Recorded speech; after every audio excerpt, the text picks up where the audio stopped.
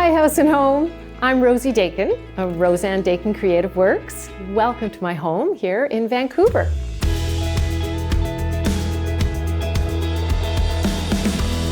We're on the west side, and this is a funny little pocket. It's not really Dunbar, it's not Kerrisdale, kind of well-known. We're right in the middle, which is kind of funny because we're in the city, but this is the way the city breaks up.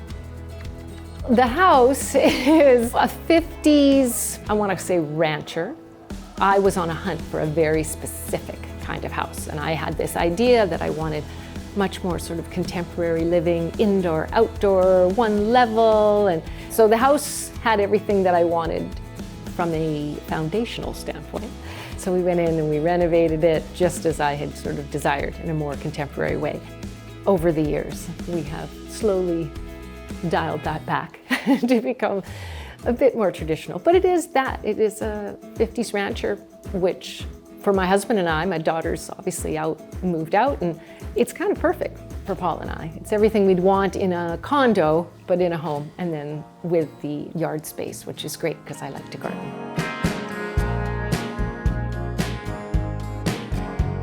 The house as you see it, the front of the house is just one big open space. But when we bought the house, it wasn't. I mean, there was very much an enclosed kitchen. The rooms were broken up, but we took it all out, put in a very long, expensive beam, and turned it into this. The biggest changes we made in the house were obviously taking out these walls at the front and then opening up the front of the house to the courtyard that I created. So the front door was always on the side of the house, but the windows were not opaque. That particular sight line is like, that's where the carport is. And I thought, well, I don't want to look at that all day. So hence the etching of the glass. But it's nice because I really like the way the vines that grow up through the summer months, through the opaque glass, the pattern they make and stuff. I think it's quite intriguing.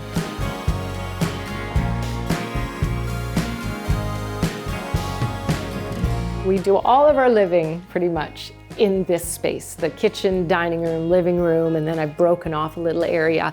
Paul does his crossword and reads the newspaper here, but giving us a den in the living room. But it's nice, and it works great for entertaining, this big open space, for intimate gatherings, but for large ones too, and especially through the warmer months, because we had the ability, having put in these big sliding doors, it extends our living space by that much. So when we're having summer parties and that, we can open these up, and indoor, outdoor, it works really nicely. Thanks for watching. This house tour is presented by Scotties Supreme. Can a tissue box really be a decorating accessory? Yes, it can, when it's from the House and Home designer series of Scotties Supreme. The front courtyard, we've got a dining table, and then we have our living roomy kind of seating area. And the water feature I did originally because we're close to a busier street, and I was worried about noise pollution, and I thought, okay, this will drown out anything. And it's also just a lovely noise. But I've kind of broken up the outdoor space on the front.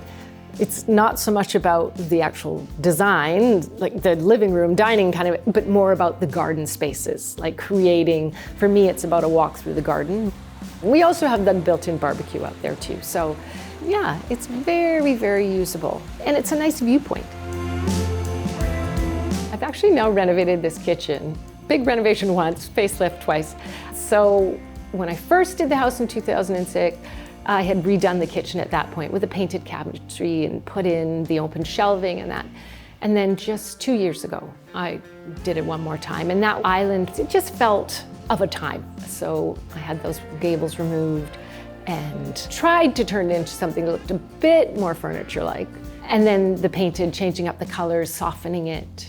I do like pattern and I do like color subdued. I'm not a primary color kind of gal. So in that sense, I think people quite often think, oh, this feels more English. Aesthetically, I think it's wonderful. And that part of that relates to the garden. And I really wanted, given the size of the house, for it to be a really cohesive space.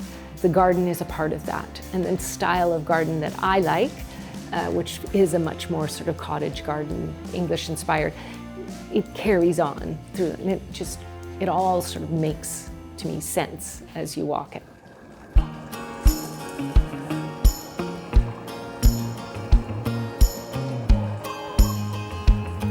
So this is the glorious chicken run that was a garden bed that we enclosed.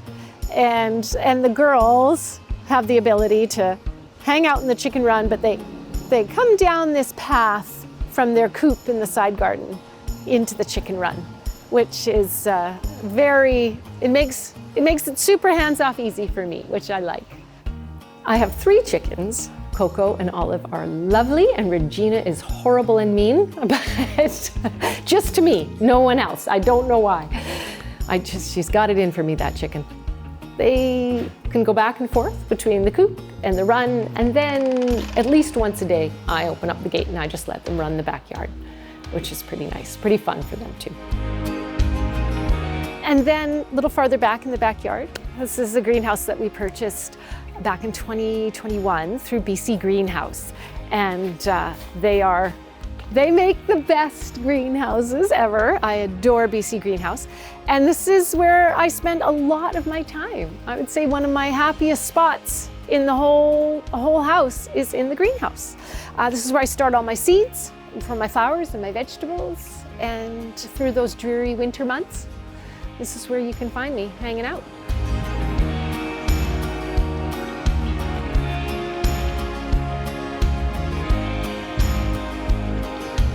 Scale is everything, right? And I mean, you never know until someone's standing beside it. It instantly gives you scale. And yes, these 3 giant trees, of course, were on the property when we bought it. And my husband and I joke that this represents Paul and India and I. These 3 trees are like us. But I love them, and I love how imposing they are in the yard. People are always quite taken with them when they see it. They come up so close. But yeah, big giant cedars. And I've made a great effort to have them limbed up as high as I can, because it can be a little bit oppressive, but what that did was just expose their lovely trunks. The back of our house is a much shadier space. The front of our house, very sunny. So it's, the canopy that these provide is lovely through the summer months. I just love it. We had our chicken run structure and then the greenhouse. And then we went even a bit farther and had a shed built. And so now we have these 3 sort of points in the backyard of real purpose. And to my eye, that's in a way so much more appealing. I love that just without words, we can see there's function. I feel that way about any design, but I like to see function over just the aesthetics. That side of the house, we took the 3rd bedroom and we turned that into 2 back-to-back bathrooms. So it became a 2-bedroom house instead of a 3-bedroom house, with both having en suites. So that was the big change back there. And then those rooms overlook the back of the house.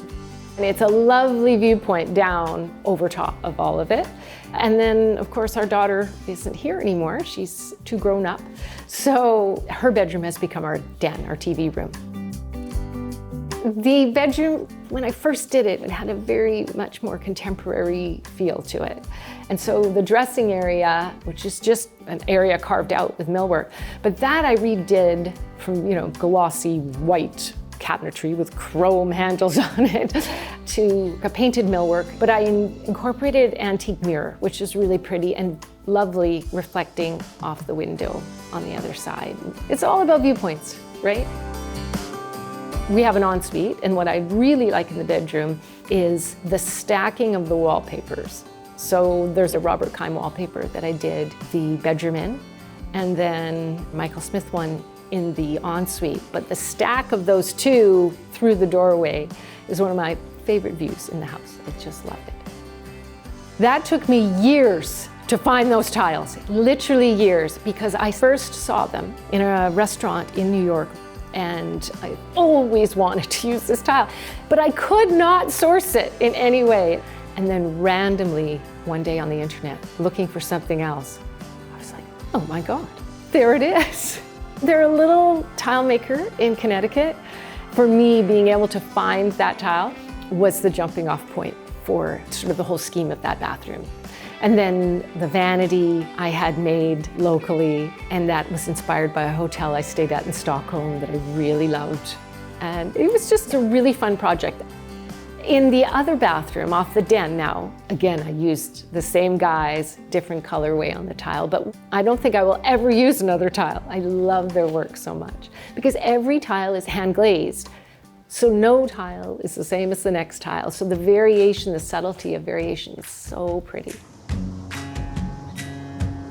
My last cookbook that I wrote, The Side Gardener, was based on my side garden. And in 2020, the bakery was closed. So I was thinking about things that we could have, like projects that would just be good to be focused on. And that piece of land, I'd always wanted to turn it into a vegetable garden because it's south facing. It's so hot back there, it's crazy. And it was an opportunity to kind of do it properly, like, no pun intended, but really dig deep in the side garden to put up a new fence and have all the planters made and level it, pea gravel. And it was very successful very quickly. Everything we planted loved it back there. So the whole concept of it and the development, everything, that just became the subject of my next book. And then of course that's where my chickens live, at the back of the side garden. And it's a very active, fun spot. There's a lot of activity in the side garden. 2 in there, and they're such pretty colors. Are you all done, Olive?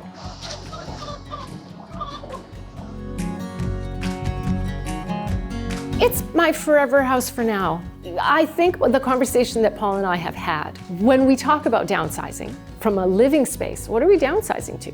Like this house, we do all of our living on the main floor for the most part, which shows us that at like whatever it is, 1,900 square feet or something like that, like it's ample space for us. So ultimately, in years to come, yes, I can see that we would move to something smaller, not necessarily for living, but for maintaining the outdoor. Because I don't have a gardener. Like it's like me painting the Brooklyn Bridge every day, you know? You start there and working around. It is a lot of work. So I'm sure there'll come a time when I think, I think I'll just like a patio. Patio would be great.